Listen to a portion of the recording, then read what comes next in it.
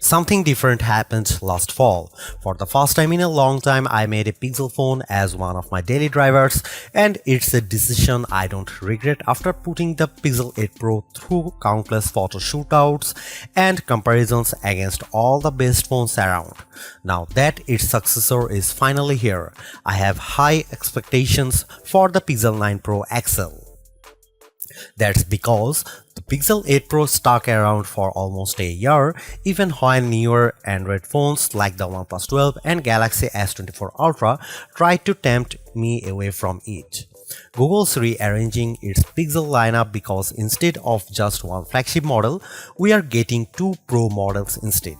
Technically speaking, the Pixel 9 Pro XL is the direct successor to the Pixel 8 Pro because of their similar sized screens, whereas the Pixel 9 Pro has a much smaller display. I break down all the details about them in my Pixel 9 and Pixel 9 Pro versus Pixel 9 Pro XL comparison. Given the opportunity of the iPhone 15 Pro Max and Galaxy S24 Ultra, Google's arming the Pixel 9 Pro XL with bigger upgrades like newer cameras, more helpful AI features, and a stronger, more durable design. In my Pixel 9 Pro XL review, I will see if it's a worthy update that could convince people to choose it over rival phones. Frankly, I'm annoyed that we are getting back-to-back price hikes because the Pixel 8 Pro launched at $100 more than its predecessor last year with its $999 starting cost. And now with the Pixel 9 Pro XL, it's up by yet another $100 to a starting price of $1,099 in the US.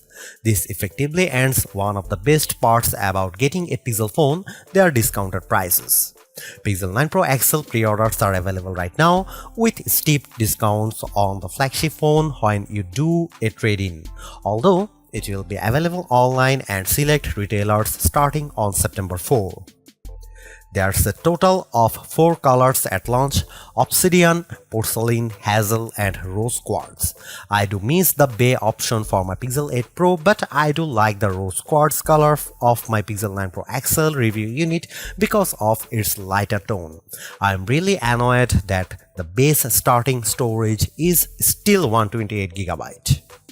First and foremost, I love the redesigned camera hump on the back of the phone because it's much more pronounced than ever before. The elongated pill-shaped protrusion in a departure from the edge-to-edge camera bar in past Pixels, but it's exactly what it needs to set it apart from other phone designs. Apart from the camera arrangement, the design of the Pixel 9 Pro XL makes it look eerily similar to the iPhone 14 Pro Max due to the polished metal rims that are now flat as opposed to contoured. I know others may like this change, but it doesn't feel as comfortable to hold as the rounded edges of the Pixel 8 Pro, so it's something I'm just going to need to get used to. Despite this, at least it's still sporting the same matte gloss surfaces as before to give them that always clean, smooth look. Google claims that the design is twice as durable as the Pixel 8 Pro with its IP68 construction, especially with Corning Gorilla Glass Victus 2 protecting its screen. During its Made by Google event, the company made an outrageous claim that Pixel 9 Pro XL 6.8-inch Super Actua display reaches a peak brightness of 3000 nits. I didn't think it was ever going to get close to that in our testing, but I was mistaken. Hands down, the Pixel 9 Pro XL has the brightest screen we have ever tested, reaching a blinding peak of 2469 nits, a substantial improvement over the 1526 nits of the Pixel 8 Pro. And you know what? It shows outside when I play the same 4K HDR clip, with the Pixel 9 Pro XL being noticeably brighter than the Pixel 8 Pro. But it doesn't end there either, because this OLED panel looks marvelous with its rich color tones and wide viewing angles that barely show any distortion when I look at it from an angle. This record-breaking mark is hard to believe, more so when rival phones like Galaxy S24 Ultra tops out at 1326 nits. I'm starting to believe that phone makers are leaning on software more so than the hardware to propel their cameras, and the Pixel 9 Pro XL is proof of this. That's because its triple camera system consists of a 50 megapixel main camera, 48 megapixel ultra wide, and 48 megapixel telephoto with 5x optical zoom. Technically speaking, the main and telephoto cameras are identical to Pixel 8 Pro. However, the ultra wide benefits from a wider f1.7 aperture, which makes it more suitable for low light. While the rear cameras are similar for the most part, it's the selfie camera that gets the biggest upgrade. A pixel crunching 42 megapixel autofocusing front camera with a wider 103-degree field of view. I won't spill the beans on how it performs just yet, but it's undoubtedly a big upgrade if you intend on using it a lot. Meanwhile, the camera interface is just as intuitive and robust as ever before. Since it's a Pro model, shutterbugs like myself appreciate the Pro controls that let me dial in a few of the camera settings manually. The only new changes include the Add Me feature, which leans on AR guidance to let the photographer be included in the shot along with how panoramic photos are taken. Here are some camera samples of Google Pixel 9 Pro XL.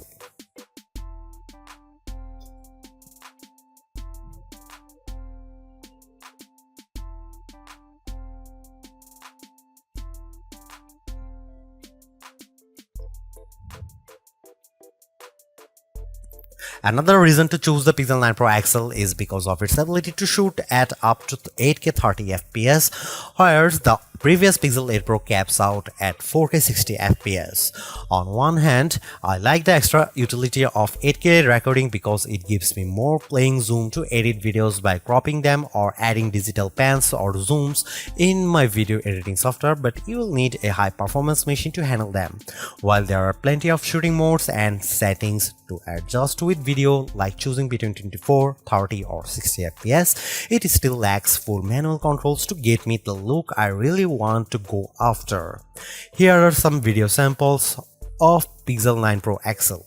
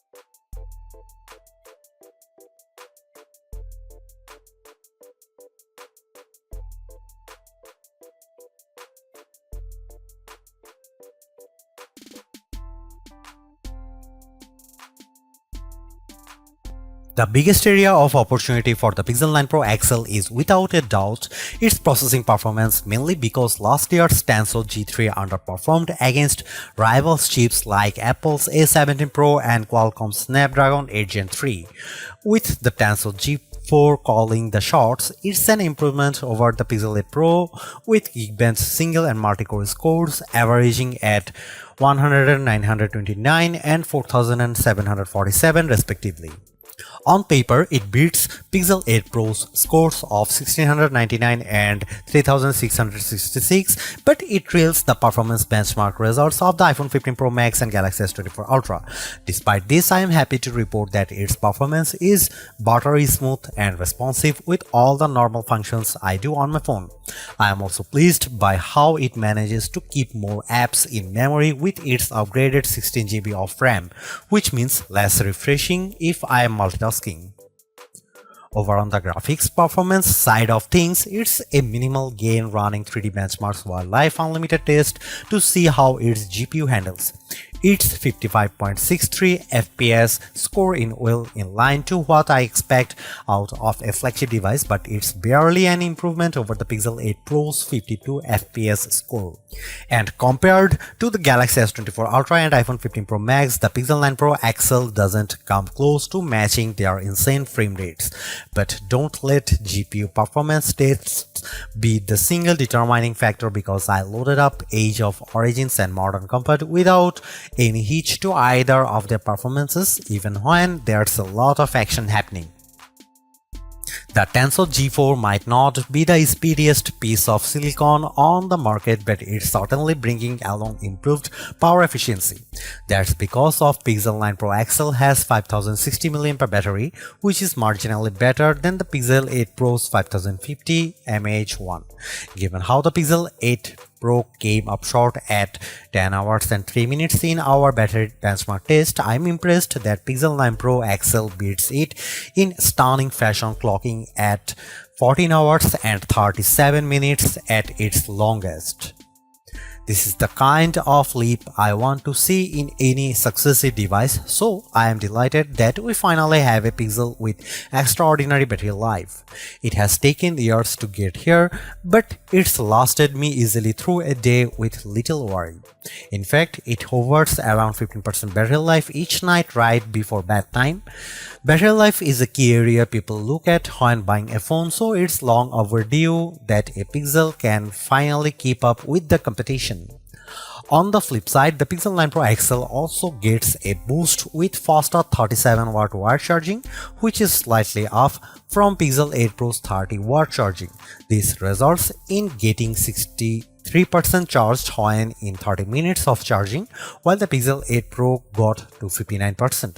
However, wireless charging is still capped at 15W with the use of a second-gen Pixel stand and a slightly slower 12W speed with QI wireless charging.